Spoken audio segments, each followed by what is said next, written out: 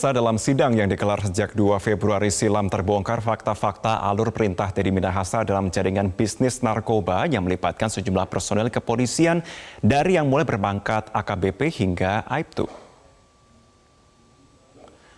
Berdasarkan surat dakwaan yang dibacakan oleh Jaksa Penuntut Umum, ex-Kapolda Sumatera Barat Irjen Pol Teddy Minahasa memberikan perintah untuk menukar sabu seberat 5 kg kepada mantan anak buahnya, Kapolres Bukit Tinggi AKBP Dodi Prawiranegara.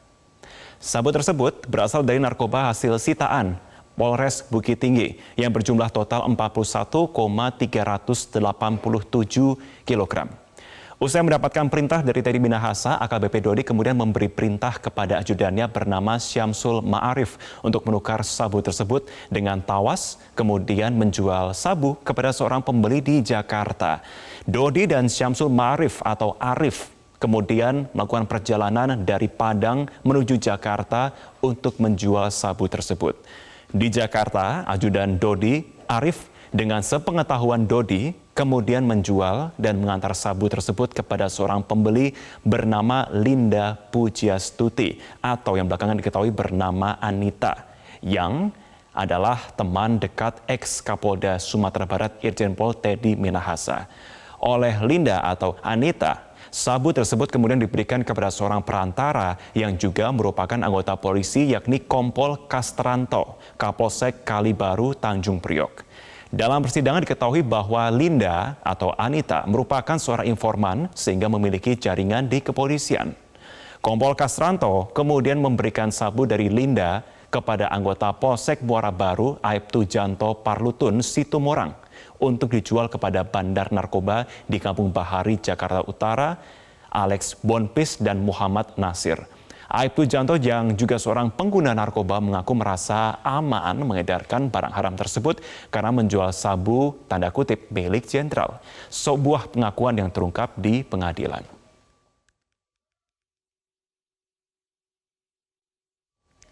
Kami lanjutkan perbincangan kami, masih bergabung bersama kami Pak Beni dan juga Pak Bambang. Masih bergabung? Ya, Bung Martin. Baik, siap. Mungkin pertanyaan saya kepada Pak Bambang ya. Pak Bambang, kalau kita melihat memang ini menjadi sebuah lingkaran begitu ya, yang masyarakat pun sangat menyoroti terkait dengan hal ini, keterlibatan dari personil dalam kasus narkoba. Menurut Anda, ini kenapa? Apakah karena kontrol dan pengawasan yang lemah atau seperti apa?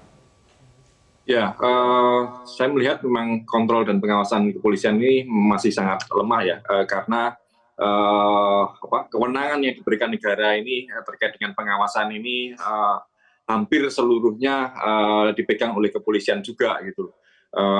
Makanya ketika kemudian muncul kasus Verdi Sambo sebagai kepala Kadifropam ini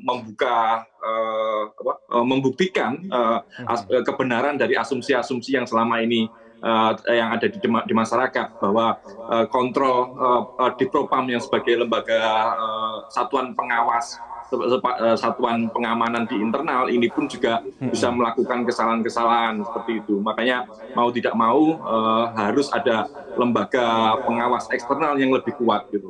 Kompolnas sampai sekarang kita tahu hanya tidak memiliki kewenangan yang kuat, hanya sekedar memberikan saran-saran masukan pada Kapolri atau memberikan saran kepada Presiden terkait dengan siapa calon Kapolri seperti itu. Makanya memang harus ada penguatan terkait pengawasan eksternal.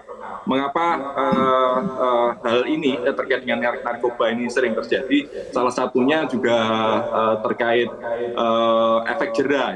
Bagaimana sanksi itu diberikan kepada personil yang melakukan tindakan kejahatan narkoba.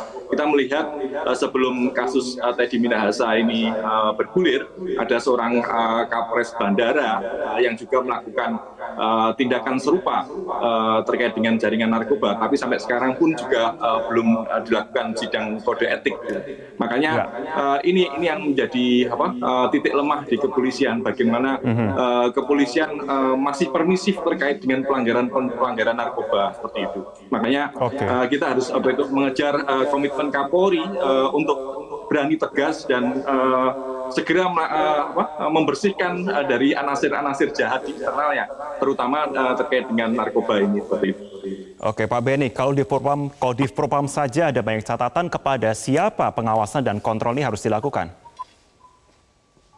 Ya, dalam kasus ini saya ingin menyoroti ada dua hal ya. Yang pertama, tentang mekanisme atau SOP pemusnahan barang bukti. Ketika saya di BNN selaku Deputi Pemberantasan, di sana ada SOP-nya.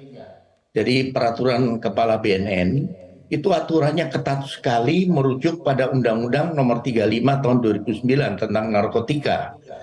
Hari ini menyita, kemudian dites lab, kemudian dalam tempo 7 hari sudah mengajukan penetapan ke kejaksaan, nanti dalam tempo 7 hari berikut harus sudah dimusnahkan, disaksikan oleh panitera dari jaksa, kemudian tokoh agama, tokoh masyarakat dan media.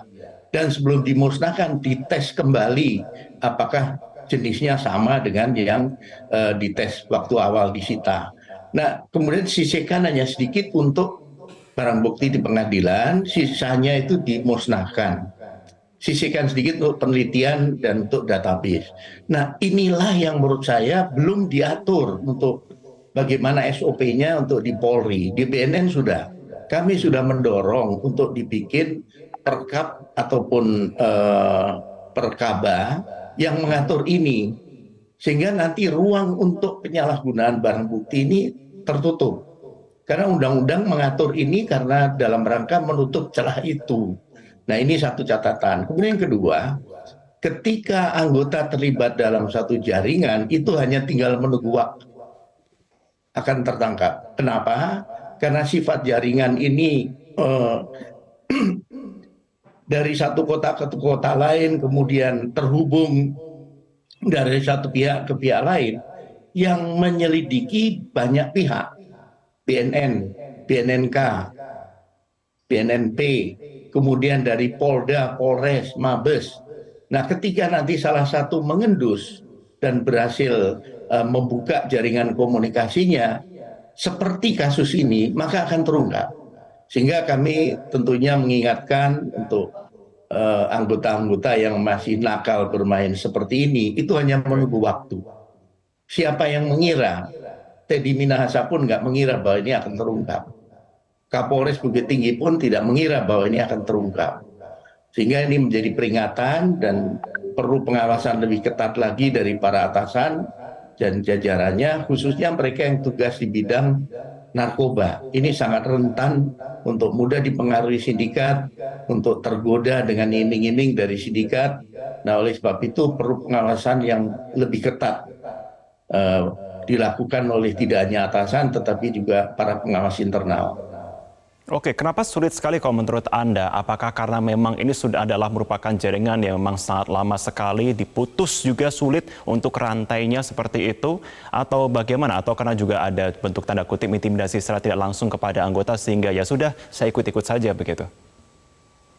Bisnis narkoba adalah bisnis yang paling menggiurkan. Jadi kalau data di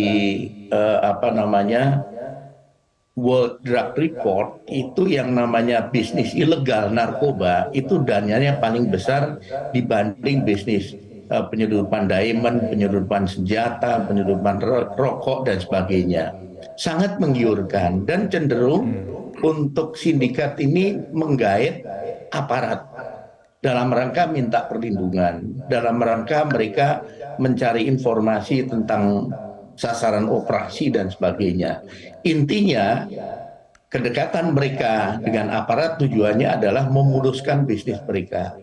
Nah, oleh sebab itu perlu diwaspadai ketika anggota yang sering nongkrong di tempat hiburan, sementara tempat hiburan itu banyak beredar narkoba, potensial dia akan terekrut oleh sindikat.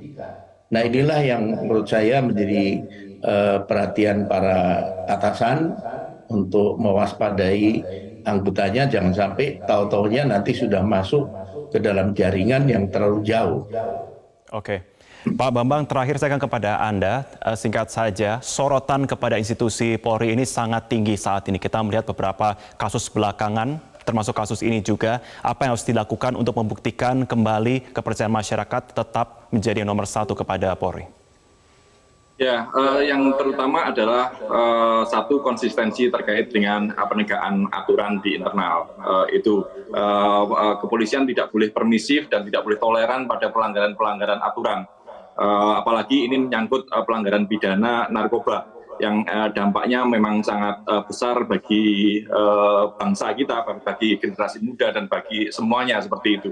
Makanya Kapolri harus benar-benar tegas dan bisa memberikan sanksi yang tegas dan konkret terkait para personil yang melakukan pelanggaran tidak pidana narkoba ini seperti itu. Dan di sisi lain harus ada evaluasi terkait dengan tata kelola pemberantasan narkoba. BNN sebagai lembaga eksternal ini pun juga harus melakukan evaluasi diri, karena selama ini kalau saya melihat BNN ini menjadi semacam subordinasi kepolisian, padahal sebagai lembaga di luar struktur kepolisian seharusnya BNN juga bisa melakukan kontrol terkait perilaku personil di internal. Kalau ini bisa diperkuat, kepala BNN misalnya tidak berasal dari kepolisian yang mengakibatkan BNN menjadi subordinasi, mungkin BNN bisa lebih profesional, lebih tegas dan bisa lebih mengkontrol peredaran narkoba yang melibatkan personel di penyidik di kepolisian atau penyidik di lembaga lain seperti itu. Terima kasih Pak Bambang Rukminto dan juga sebelumnya Pak Benny Mamoto sudah bergabung bersama kami di Selamat Pagi Indonesia. Kita terus pantau terus dan juga kawal terkait dengan kasus ini. Terima kasih.